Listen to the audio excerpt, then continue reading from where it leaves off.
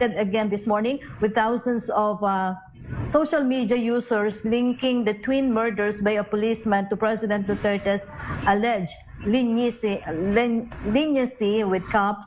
What would you like to say about this, and how will the President prevent the PNP from being linked again to brutality?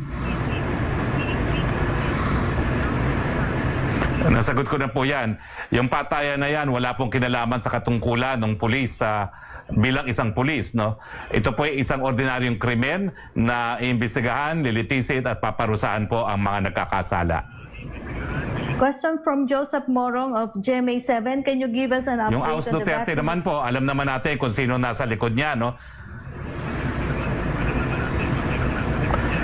Yung mga gahaman sa kapangyarihan at hindi makaantay ng 2022. Opo. Question from Joseph Morong ng GMA7. Can you give us an update on how many doses are we targeting? Ganun pa rin po, no? 60 million po ang ating initial target. At ang sinabi po ni Secretary Galvez, inaasahan pa rin natin na by the first quarter, meron na tayong at least Sinovac, Sinopharm. At pagdating po ng second quarter, madadagdagan na po na mga gawa po ng Pfizer sana po, no? At pagdating po ng definitely fourth quarter, halos lahat na po yan magkakaroon tayo ng supply, no?